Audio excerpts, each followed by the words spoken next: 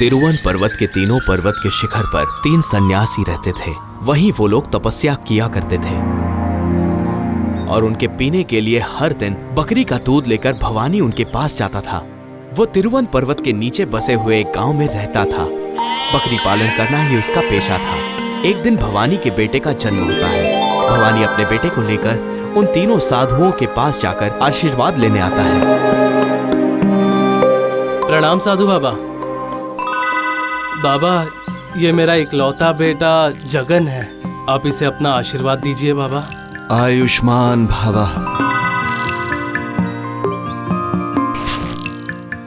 ये लो, ये दूध हर वक्त अपने साथ साथ रखना।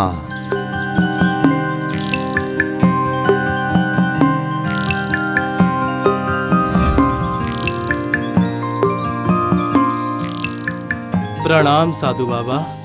आयुष्मान भव। बाबा, ये मेरी इकलौती संतान जगन है। आप इसे अपना आशीर्वाद दीजिए बाबा। आयुष्मान भव। ये लो, इस कमंडल में जो जल है वही मेरा आशीर्वाद है। इसके बाद भवानी तिरुवन पर्वत के तीसरे शिखर पर जाता है।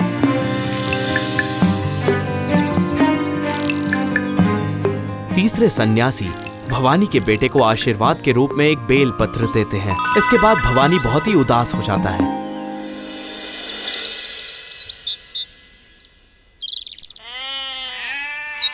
क्या हुआ जी? आज आप साधु बाबा को दूध देने नहीं जाओगे? नहीं। ये क्या? लेकिन क्यों?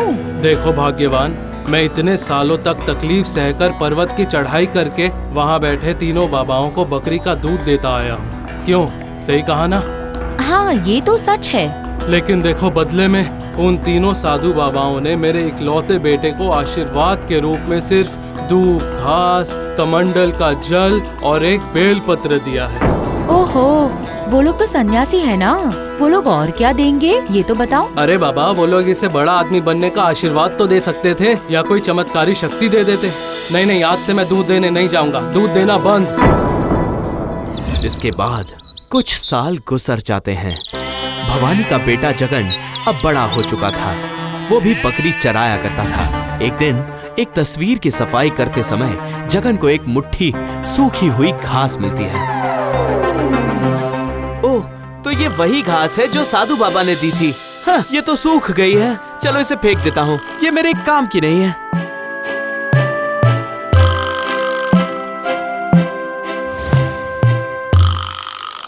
कुछ दिनों के बाद जगन की तबीयत खराब हो जाती है। डॉक्टर को दिखाने के बाद भी उसकी तबीयत में सुधार नहीं होता। फिर एक दिन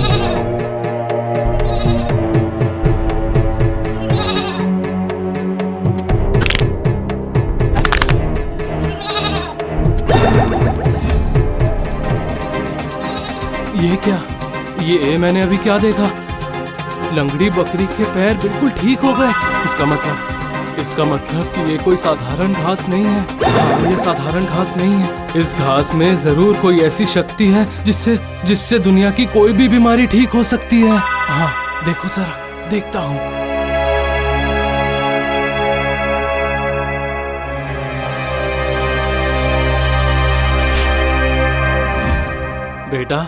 बेटा जरा अपना मुंह खोलना।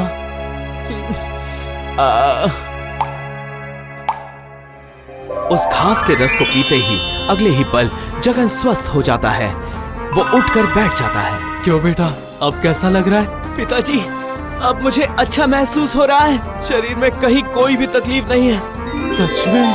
हाँ पिताजी, मैं जरा बाहर जाकर आता हूँ और थोड़ा टहलता हूँ, अच्छा लगेगा।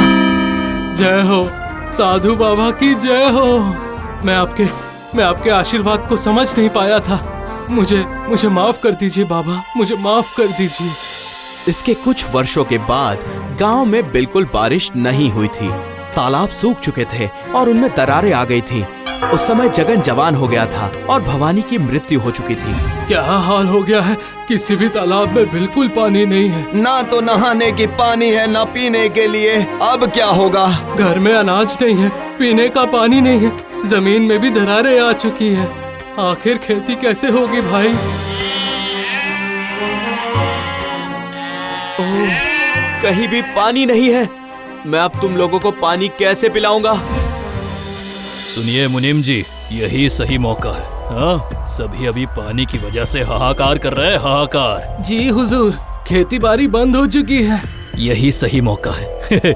सभी गांव वालों की जमीन जायदाद बंधक रखकर उन्हें चावल और दाल दीजिए। जब उन्हें भूख लगेगी तो वो जमीन के बदले दाल चावल ले लेंगे। सुनो सुनो सुनो, हमारे जमींदार साहब कल सुबह सारे गांव वालों को 6 महीने तक खाने के लिए चावल और दाल देंगे। इसके बदले में गांव वालों के पास जितनी भी जमीन जायदाद है उसे उनके पास बंधक रखना पड़ेगा। सुनो सुनो सुनो। अब क्या होगा कुछ पता है भाई? पेट की भूख मिटाने के लिए यही करना होगा। अच्छा, अगर उस घास की तरह उस कमंडल का जल जादुई हुआ तो एक बार जांच करके देखता हूँ। अगर ऐसा हुआ तो सभी खेती कर पाएंगे और जमींदार जमीन भी नहीं ले पाएगा।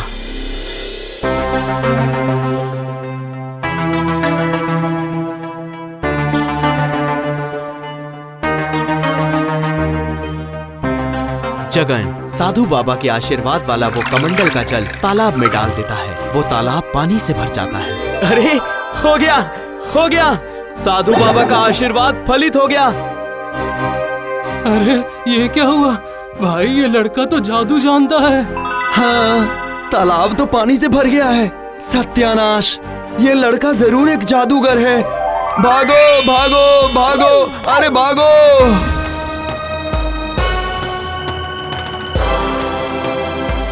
लठमारों से मैंने सब पता लगा लिया है जमींदार साहब। मुनीम जी, इसने तो मेरे सारे विचारों पर पानी फेर दिया। हाँ, जमीन हड़पने का सपना अब चूर चूर हो चुका है।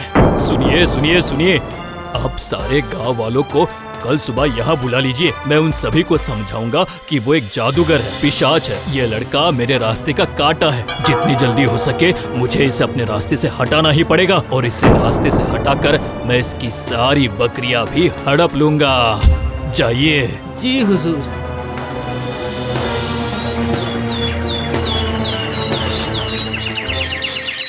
देखिए, इस गांव का जमींदार होने के नाते मैं हर पल आप सभी का भला चाहता हूँ, है ना? चलो, बोलते क्यों नहीं, है ना? हाँ हाँ ठीक है। गांव वाले अभी बहुत बड़ी मुसीबत में हैं। उनके पास खेती के लिए पानी नहीं है और पीने के लिए भी नहीं मालिक, उस जादूगर जगन ने जादू करके पूरे तालाब को पानी से भर दिया। मैंने ये भी सुना है, दरअसल वो पानी जादुई है। उस पानी से खेती करने पर सभी गांव वालों पर उसका जादू चल जाएगा, है ना? चलो सब बोलो, ठीक है ना? हाँ हाँ ठीक है। असल में वो एक दुष्ट जादूगर है। आप लोगों पर जादू करके वो अपनी शक्तियाँ बढ़ाना चाहता है। आप सभी उसे मार डालिए, वरना आप लोगों की हानि होगी और अगर आप लोगों का नुकसान होगा तो फिर पूरे गांव का नुकसान होगा। हाँ ठीक ठीक ठीक। लेकिन इसमें हम क्या करें हुजूर?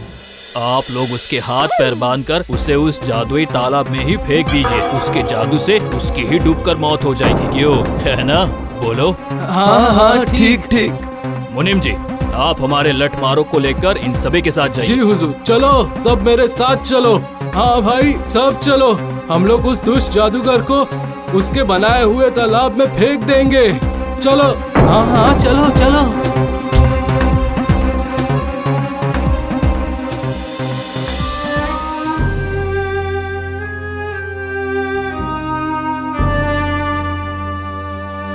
गांव वाले मुझे गलत इंसान समझ रहे हैं। उन्हें लगता है मैं जादूगर हूँ, पिशाच हूँ। वो लोग ये समझ ही नहीं सके कि इसमें मेरा कोई हाथ नहीं है।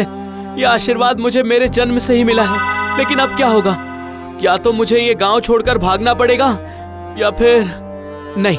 अगर मुझे यहाँ से भागना ही है तो मैं अपनी जिंदगी का आखिरी आशीर्वाद अपने साथ लेकर जाऊंगा यहाँ से।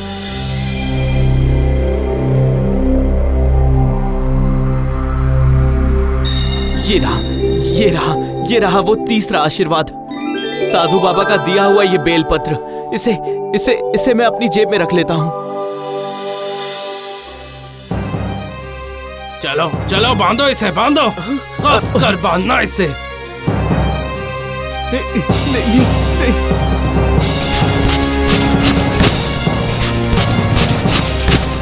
चलो अब इसे कंधे पर उठाओ, चलो। अरे रे, अब इसे तालाब पर ले छोड़ो। चलो। अरे। सुनिए, आप सब लोग भी चलिए। हाँ, चलो चलो। अरे अरे छोड़ो। चलो, अब इसे तालाब में फेंक दो। अरे रे नहीं। जादुई तालाब। अब जा, अपने जादुई तालाब में खुद ही डूबकर मर जा। सुनो, अब यहाँ कोई नहीं रुकेगा। सभी अपने अपने घर चले जाओ, समझे? जाओ।